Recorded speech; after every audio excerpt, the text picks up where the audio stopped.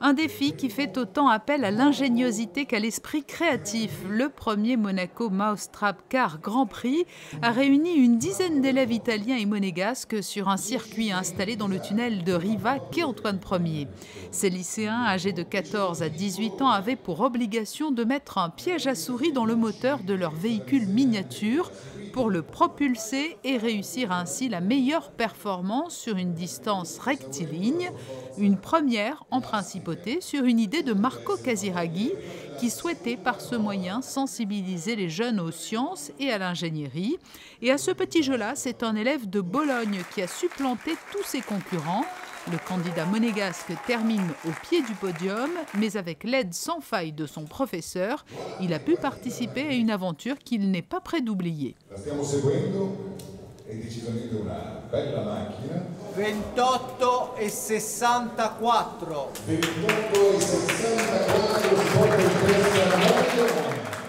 J'aimerais faire en fait, tout ce qui touche à la mécanique et surtout motocross. Et j'adore tout ce qui est modélisme et maquettisme. Donc ça, je le fais sans être un vrai travail pour moi.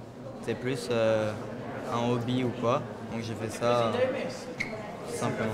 La finalité pédagogique, c'est avec peu d'énergie mécanique de faire avancer un véhicule le plus loin possible. C'est-à-dire avoir le minimum de perte d'énergie et utiliser le maximum de cette énergie pour faire avancer le véhicule. Donc avoir le minimum de frottement, avoir une voiture qui soit très légère et suffisamment rigide de manière à aller droit. Quentin, qui est élève en seconde industrielle au lycée technique de Monaco, a fait ça durant ses horaires de LTP maintenance. Donc c'est essentiellement un travail de mécanique et un peu de physique avec un calcul de développement et des calculs de force. La seule fille de la compétition a obtenu le prix de l'innovation.